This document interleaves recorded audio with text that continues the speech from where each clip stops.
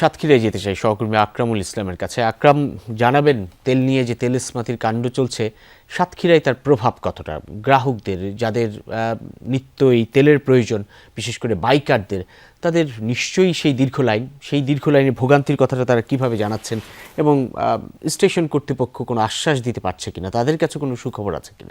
যেমনটি বলছিলেন যে তেল নিয়ে তেলেসমাতি যে কারবার সেটি চলছে আমাদের সাতক্ষীরার ফিলিং স্টেশনগুলোতে। জেলা প্রশাসন বলছে সাতক্ষীরা জেলার 29টা ফিলিং স্টেশন রয়েছে এবং সবগুলো পেট্রোল পাম্পেই কিন্তু আজকে তেল সরবরাহ হচ্ছে না।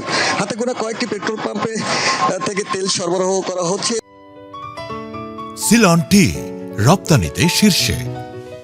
অধিকাংশ ফিলিং স্টেশন বন্ধ রয়েছে এবং যেগুলোতে তেল সরবরাহের কথা আগে থেকেই জানানো হয়েছিল। এবং আমি যে শহরের এবি খান পেট্রোল পাম্পে রয়েছি, এখানে অনেক গ্রাহকের সঙ্গে আমরা কথা বলে জেনেছি ভোর রাত 5টা থেকে কিন্তু অনেকেই এই পাম্পে এসেছিলেন এবং তারা বেলা এখান থেকে আধা ঘন্টা থেকে 40 মিনিট আগে এই পাম্পে মূলত তেল দেওয়া শুরু করেন পাম্প কর্তৃপক্ষ এবং সেই পর্যন্ত কিন্তু তারা তেল পাননি। এবং যে ভোগান্তি, মানুষদের সীমাহীন ভোগান্তি বলা যায়। এবং এই যে লাইনটি আপনি দেখছেন, এই লাইনটি কিন্তু 1 কিলোমিটার জুড়ে এইভাবে এই লাইন রয়েছে এবং বাইকাররা অপেক্ষা করছেন কখন তাদের সেই বাইকে কাঙ্ক্ষিত তেলটি পাবেন। এবং এই পাম্প কর্তৃপক্ষ আমাদেরকে জানিয়েছে আজকে তারা 3000 লিটার পেট্রোল, 3000 লিটার অকটেন এবং 9000 লিটার ডিজেল তারা মজুদ পেয়েছেন এবং সেই অনুযায়ী তারা সরবরাহ করছেন। যতক্ষণ পর্যন্ত থাকবে ততক্ষণ পর্যন্ত সরবরাহ করা হবে।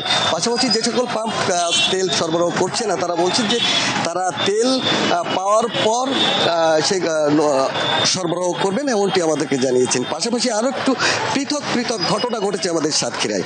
ভোর রাতে 7000 লিটার পেট্রোল নিয়ে যাওয়ার খুলনা থেকে দেবহাটা উপজেলার পারুলিয়া একজন ব্যক্তি পর্যায়ের ডিলার নিয়ে যাচ্ছিলেন এবং সাতক্ষীরা শহর থেকে জনতা সেটি আটক করে সেই তেলবাহী ট্যাঙ্কারটি এবং সেটি বর্তমানে সদর থানা পুলিশ হেফাজতে রয়েছে এবং সেটির ভ্রাম্যমাণ আদালত করার একটি প্রস্তুতি চলছে আমরা জানতে পেরেছি। পাশাপাশি বেলা 12:30টার দিকে নিউ মার্কেট এলাকার একজন ব্যক্তি সে বোতলে তেল বিক্রি করার সময় হাতে নাতে বিজিবি তাকে আটক করে এবং তাকে 2 মাসের কারাদণ্ড প্রদান করেছে এবং 5000 টাকা জরিমানা করা হয়েছে। পাশাপাশি বিভিন্ন পেট্রোল পাম্পে যখন তেল দেওয়া হচ্ছে তখন গ্রাহকদের মাঝে হাতাহাতি ঘটনা ঘটছে, বিশৃঙ্খলার পরিস্থিতি তৈরি হয়েছে এবং গ্রাহকদের অভিযোগ প্রশাসনের এ ব্যাপারে উদাসীন, তাদের কোনো কার্যকরী পদক্ষেপ কিন্তু নেওয়া হচ্ছে না। তবে প্রশাসন ভিন্ন কথা বলছেন, তারা বলছেন যে সরকারের যে ট্যাগ অফিসার নিয়োগ দেওয়ার যে কথা রয়েছে তারা সেটির কার্যক্রম চলমান রেখেছেন এবং ট্যাগ অফিসার নিয়োগ দেওয়া হবে। পাশাপাশি আইন শৃঙ্খলা বাহিনীর সদস্য, পুলিশ এবং বিজিবির উপস্থিতি বুঝতেই পারছি তারাও তৎপর রয়েছে। অনেক ধন্যবাদ সহকর্মী আকরামুল ইসলাম।